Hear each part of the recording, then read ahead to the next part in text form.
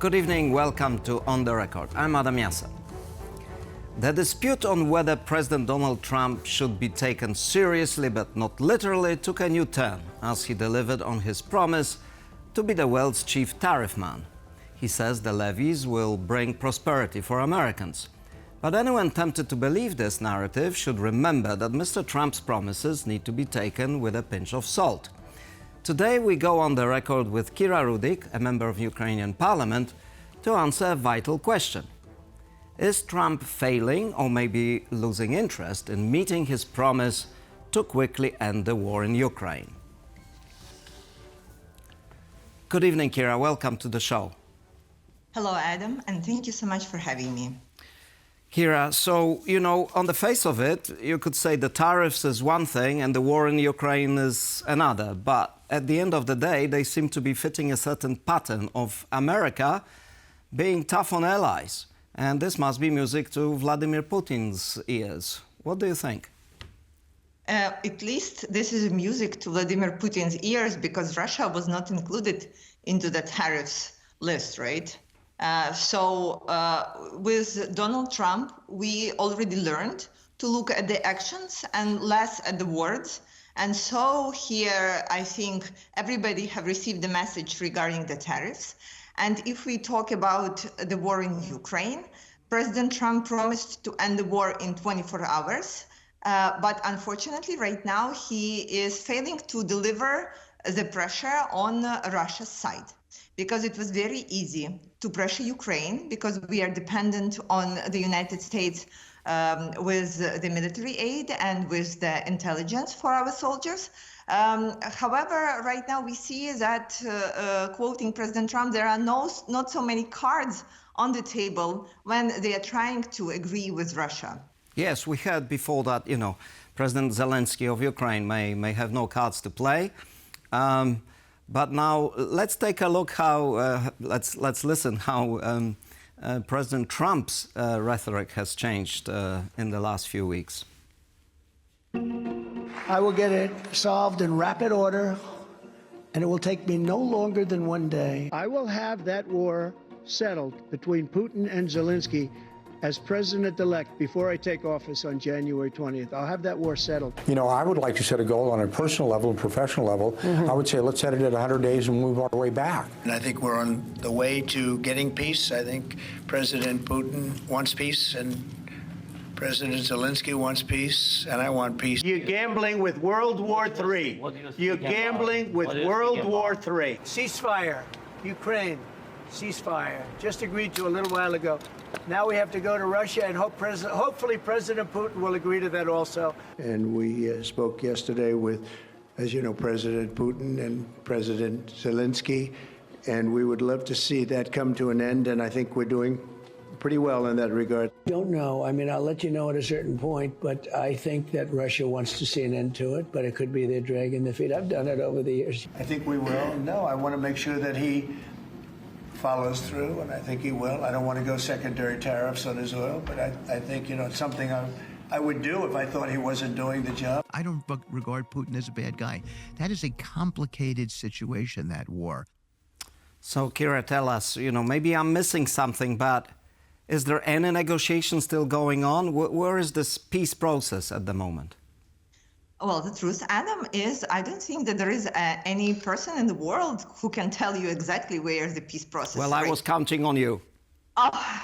What we know for sure is that there were 2 rounds of negotiations in Saudi Arabia where the United States have agreed to something with Russia and the United States agreed to a ceasefire with Ukraine.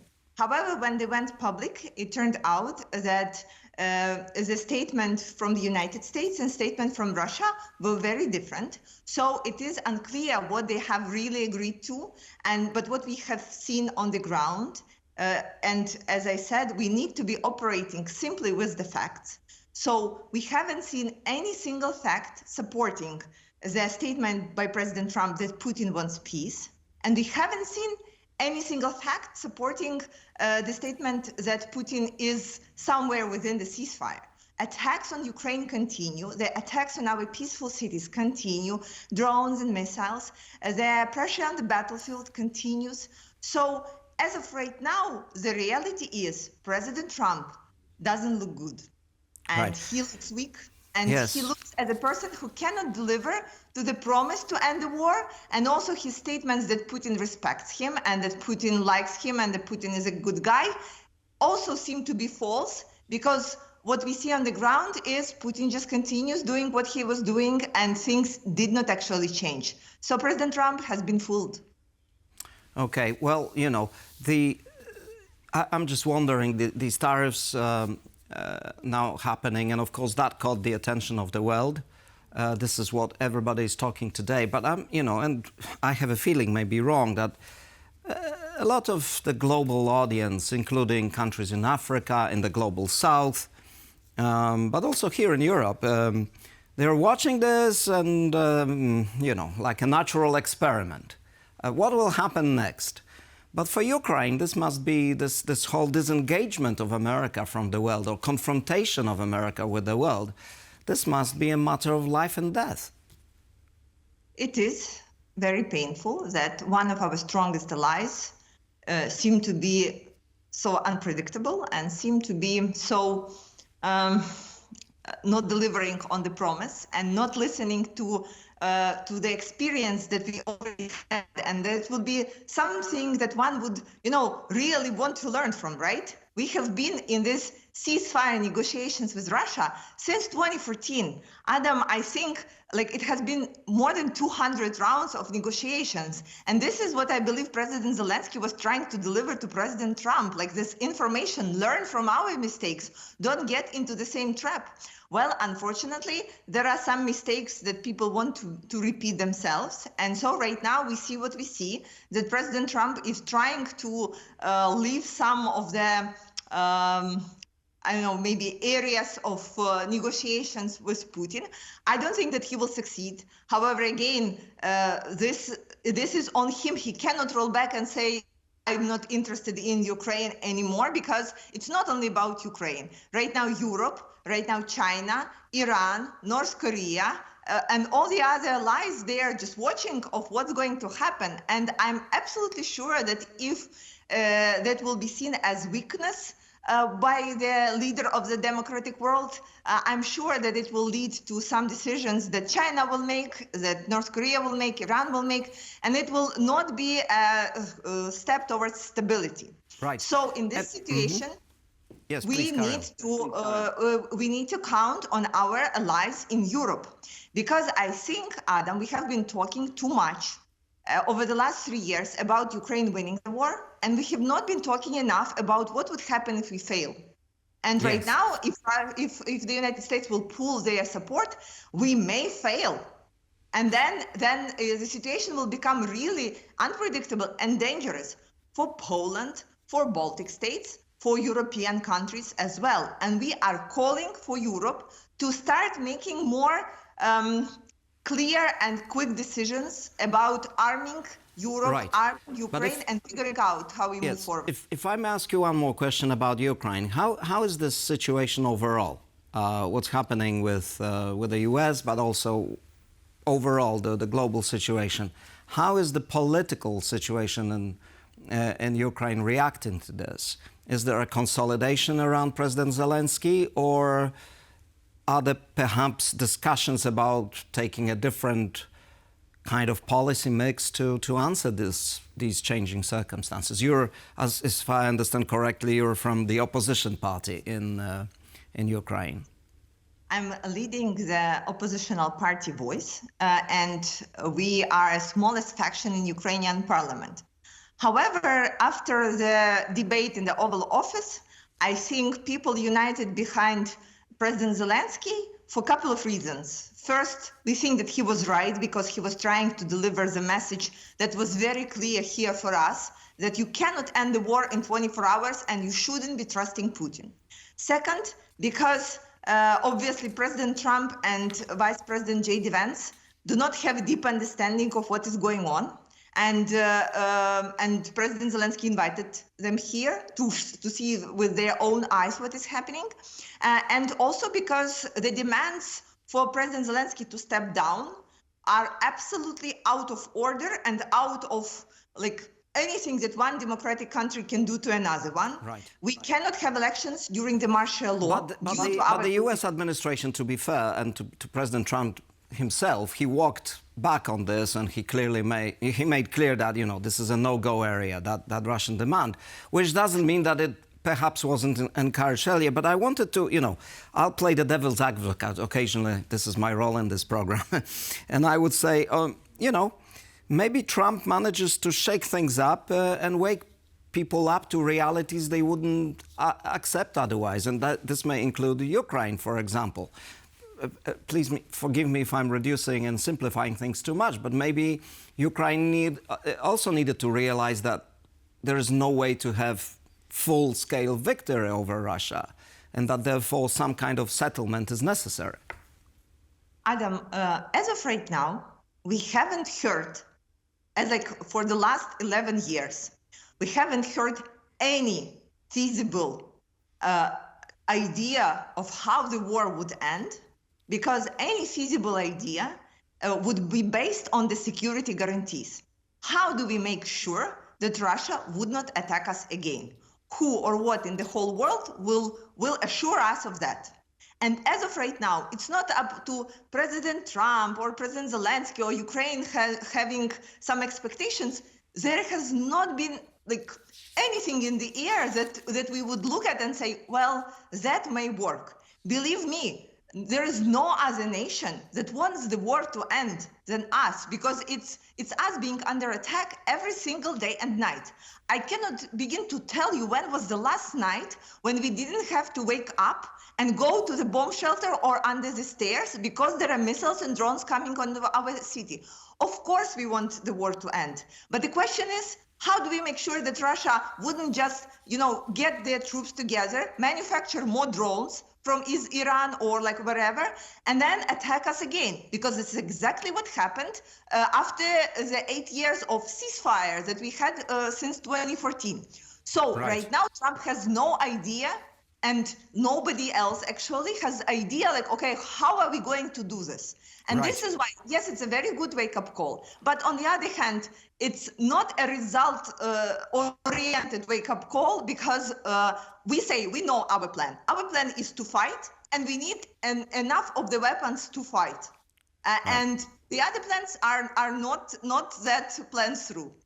But, there is a school of thought saying that, for all this bluster from Mr. Trump, underneath is a realization that America has become relatively weaker than it used to be, and that the demands on American power from Europe, from Asia, from different places is just too much. And, I just wanted to quote Stephen Kotkin, a Princeton historian who specializes in Russian history. He wrote a biography of Stalin. He's still writing it. And, he said in the interview in the New Yorker, quote, "Trump has revealed some truths about American power and America's place in the world and the European place in the world. And he did it in his Trumpian fashion. And even though Putin couldn't get the Europeans to get their act together, maybe Trump will." With all due respect to Mr. Kotkin, he may be right in the fact that there was this imbalance in NATO that we have all seen, and I think it was like a going on and on story where America says to European countries, you guys should be spending more on defense. We have agreed to one thing and you are not delivering on that. And right now Trump is trying to pressure European countries to take more responsibilities for their defense. Again, I think this is not unexpected, right? The question is then, I do not believe that it's not in the US capacity right now to arm Ukraine to a better, so we have a better chances for survival, right? We know that the expenses on Afghanistan or on the war in Iraq were significantly bigger, and they didn't get America any result that they were looking for, right?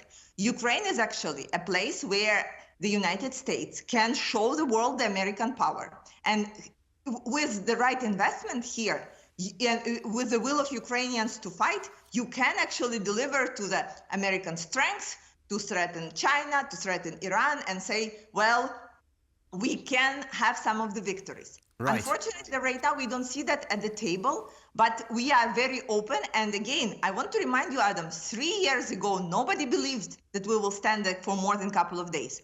We have proved that even with a limited amount of weapon supplies, using them highly effectively and efficiently, we can fight back, and we can fight back very well. Imagine where we would have been right now if we have gotten what we have asked for and the right time.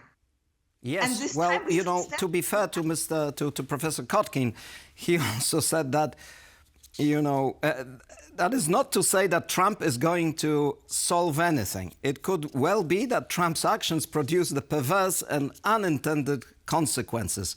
And I have a specific example I want to discuss with you as well, that where consequences of Mr. Trump's actions are not always the same as he intended, and I'm talking about Greenland, which not such a long time ago was considering, you know, trading Denmark's supervision for America's supervision. And let's take a look what happened there. The importance of Greenland for Western security has for decades been hidden from the public eye. With just 56,000 residents, the enormous snow-covered island might seem peripheral, but its location is critical. Perched between North America and Europe, it lies close to vital sea lines. An autonomous part of Denmark, it hosts a key US military base at Tula and holds valuable reserves of rare earth minerals. Donald Trump argues the island is so important to US security that it should come under Washington's control. Initially dismissed as bluster, his fixation with Greenland has taken a sinister turn as he threatened to take it by force. Greenland. Greenland. Greenland. Greenland. Greenland. Greenland. Greenland. We have to have Greenland. But the islanders have responded at the ballot box. In recent elections, they backed parties opposed to coming under US control. We will never be for sale, and we will never be Americans. Trump usually aims for the stars and gets to the moon, so the question is, what does he actually want? The question is on the minds of not just Greenlanders, but US allies in NATO, Ukraine, and Asia. So, Kira, what are your thoughts when you watch this saga over Greenland and threats against Greenland? Adam, honestly, my first thought is why J.D. Vance is not wearing a suit. But that's a joke, of course. I think Trump's actions right now are helping many countries to regain their national pride, starting from countries in Europe who understand right now that they will need to stand against the United States, who are turning from being like a strong ally to not so much. And we have seen that in Canada, right? Anti-Trump parties being supported. We see it in Greenland. And again, coming back to Ukraine, the example of the support of President Zelensky, who that numbers have raised, was also after this fight in the Oval Office. So again, the question is, does Trump analyze the results of his actions, and if it was a plan all over at the beginning, or does he take this feedback as the reality, and is his plans adapted or no? Because I think it's again, in 21st century, it's very hard to come to a free country and tell them, well, situation have changed. You are not democracy anymore. We have had luxury of democracy for so long. In Ukraine, for example, we are a free country for 30 years, and we have learned, we have grown in this feeling of the freedom. This is why it's impossible for us to give it up. But the most important in this situation with Greenland, with Ukraine, with tariffs, is that it's not only Europe watching, it's not only Greenland watching. I wonder, what's China thinking, what's Iran thinking, what's North Korea and Russia? And I'm absolutely sure that they are clapping clapping their hands, and perhaps they are confused as everyone else. Maybe they're as confused as everybody, because Yeah, at the end of the day, there's also a certain lack of consistency, and this is what I would like to get your comment on. Namely, we heard President Trump and some of his representatives, Mr. Witkoff, talking about how Russia wants peace and Putin is really effectively a nice guy, and and all of that. And that's why we need peace in Ukraine. That's why we don't need security guarantees for Ukraine, because at the end of the day, Putin will stick to his word. This is in the narrative we hear from Trump and his people. And at the same time, he's saying we need to take control over Greenland because the Russians are threatening Greenland. So either Russia is a peace-loving place or it's threatening Greenland. Yeah, the truth is, we don't know what Trump's strategy is.